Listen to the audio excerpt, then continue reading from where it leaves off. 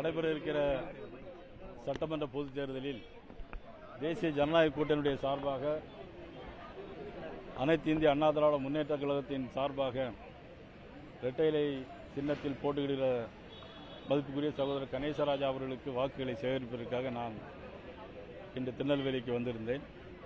நான் சாத்தூர் தொகுதியிலே போட்டியிடுகிறேன். ஏற்கனவே தம்பி சுப்பிரமணியம் அவர்கள் நயினார் நாகேந்திரன் என்ன செய்தார் என்று சொன்னார். அதற்கு நான் விரிவான ஒரு விளக்கத்தை கொடுத்திருக்கிறேன். ஆனால் தம்பி சுப்பிரமணியத்தால் என்ன செய்ய முடியும் என்று நான் நினைத்து பார்த்தால் ஒன்று கூட அவர்கள் செய்ய முடியாது. காரணம், எல்லாமே நாங்கள் செஞ்சு முடிச்சிட்டோம். அண்ணா திராவிட முன்னேற்ற கழகத்தின் சார்பாக பாரதிய ஜனதா கட்சியின் சட்டமன்ற உறுப்பினராக இருந்த காலத்தில் இன்றைக்கு கணேசராஜா அவர்கள், சுதா பரமேஸ்வரன் அவர்கள், நமது கல்லூர் வேலாயுதம், சங்கரலிங்கம் மற்றும் எல்லோருமே இன்றைக்கி இருக்கிறார்கள்.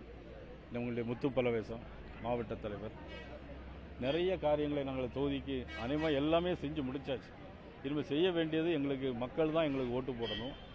இந்த தொகுதியை பொறுத்த மட்டிலும் காலங்காலமாக என்றைக்குமே இது புரட்சித் தலைவர் எம்ஜிஆருடைய காலத்திலிருந்து அண்ணா திராவிட முன்னேற்ற கழகத்தினுடைய கோட்டையாக தான் இருந்து கொண்டிருக்கிறது. மீண்டும் இந்த தேர்தல் அது அதிமுகவுடைய கோட்டை என்பதை நிரூபிக்கும்.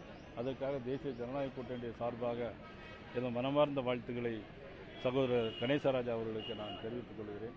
பத்திரிகை நண்பர்கள், நீங்கள் நிறைய இந்த நாட்டிற்கு செய்ய வேண்டியிருக்கிறது. எங்கே பார்த்தால்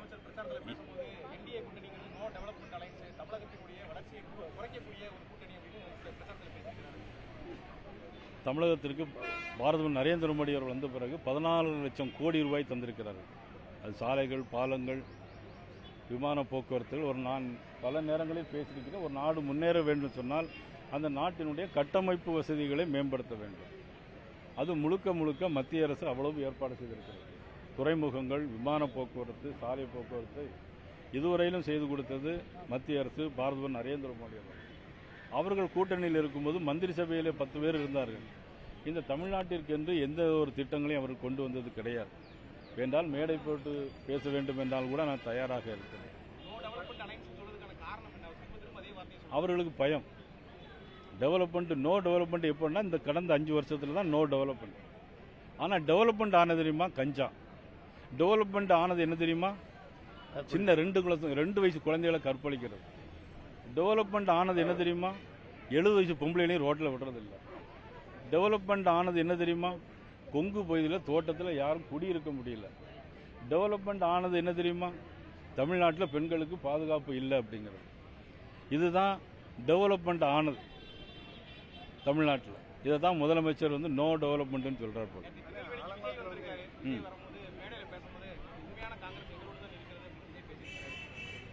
அது அவர்கிட்ட தான் கேட்கணும். காங்கிரஸ் எங்கே இருக்கிறது யாருக்குமே தெரியாது. ஆனால் கூட்டணியில் மட்டும் சீட்டு கொடுத்து வச்சிருக்காங்க. காங்கிரஸ் தமிழ்நாட்டில் எங்கே இருக்கா? எங்கேயுமே கிடையாது. கூட்டணியில் போயிட்டு வச்சிருக்காங்க.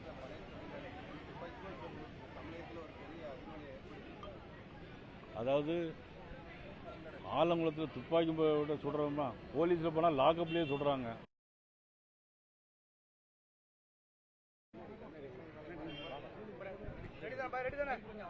நடைபெற இருக்கிற சட்டமன்ற பொதுத் தேர்தலில் தேசிய ஜனநாயக கூட்டணியுடைய சார்பாக அனைத்து இந்திய அண்ணா திராவிட முன்னேற்ற கழகத்தின் சார்பாக இரட்டை இலை சின்னத்தில் போட்டியிடுகிற மதிப்புக்குரிய சகோதரர் கணேசராஜா அவர்களுக்கு வாக்குகளை சேகரிப்பதற்காக நான் இன்று திருநெல்வேலிக்கு வந்திருந்தேன். நான் சாத்தூர் தொகுதியிலே போட்டியிடுகிறேன்.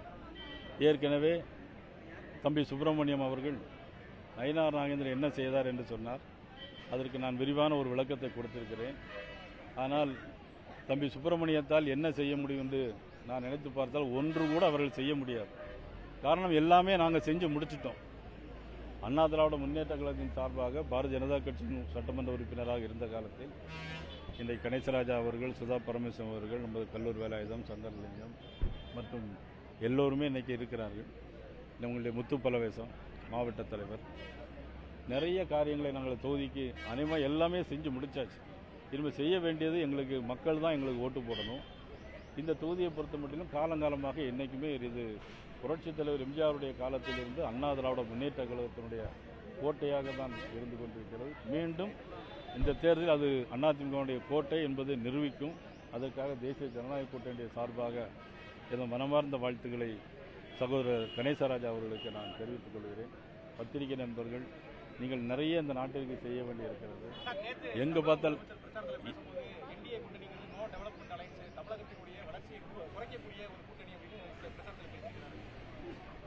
தமிழகத்திற்கு பாரத நரேந்திர மோடி அவர்கள் வந்த பிறகு 14 லட்சம் கோடி ரூபாய் தந்திருக்கிறார்கள்.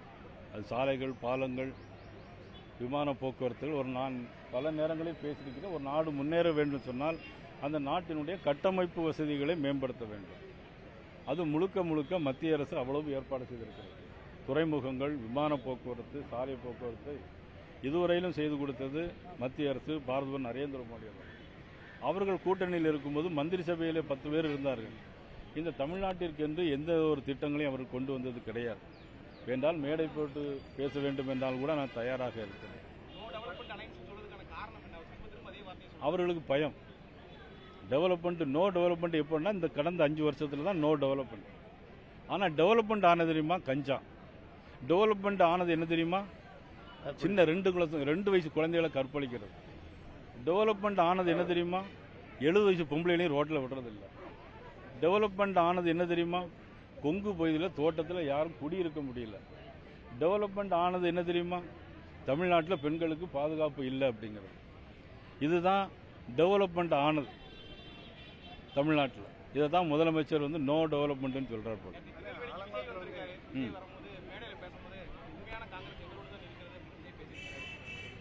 அது அவர்கிட்ட தான் கேட்கணும். காங்கிரஸ் எங்கே இருக்கிறது யாருக்குமே தெரியாது. ஆனால் கூட்டணியில் மட்டும் சீட்டு கொடுத்து வச்சிருக்காங்க. காங்கிரஸ் தமிழ்நாட்டில் எங்கே இருக்கா? எங்கேயுமே கிடையாது. கூட்டணியில் போயிட்டு வச்சிருக்காங்க.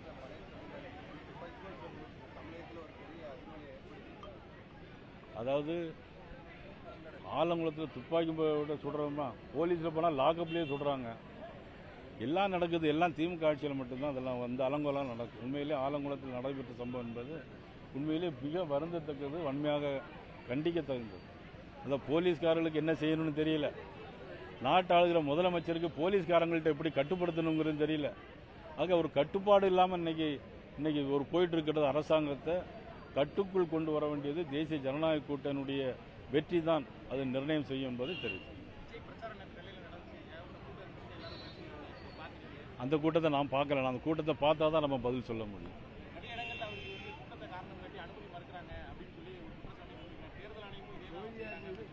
இல்லை, திமுகவை பொறுத்தவரையிலும் அதாவது அடக்குமுறை சக்தி அதிகமாக போயிட்டு. இன்னைக்கு ஒரு பிரைம் மினிஸ்டரை பார்த்து கொலை செய்யணும், அயோக்கியம் அப்படின்னு பேசுகிறவரை விட்டு வச்சிருக்காங்க. ஆனால் முதலமைச்சரை பற்றி ஏதாவது தவறாக பேசினா உடனே பிடிச்சி ஜெயிலில் போட்டுறாங்க. இதுதான் திமுகவுடைய ஒரு பாசிச அரசியல்.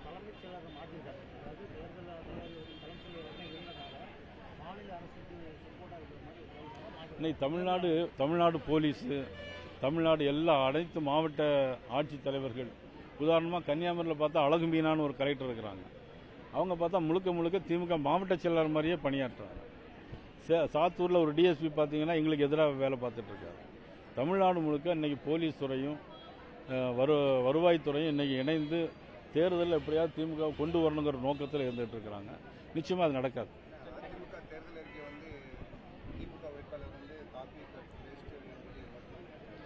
இன்னைக்கு அதிமுகவை பார்த்து எல்லாம் காப்பி அடித்தது தான் திமுக. கொடுக்கறன்னு சொல்றதே புரட்சி தலைவர் அம்மா அவர்கள் தான். டிவி கொடுத்தாங்க, மிக்சி கொடுத்தாங்க, கிரைண்டர் கொடுத்தாங்க, தாலிக்கு தங்கம் கொடுத்தாங்க, சைக்கிள் கொடுத்தாங்க, படிக்கிற லேப்டாப் கொடுத்து இவங்க எல்லாத்தையும் நிறுத்தினாங்க. எதை பார்த்து காப்பி அடிக்கிறான்னு சொல்றாங்க? எல்லாமே கொடுத்தது அதிமுக ஆட்சியில். காப்பி அடிச்சது இவங்க. ஆனால் நம்மளை காப்பி அடிச்சேன்னு இவங்க சொல்றாங்க. சரி.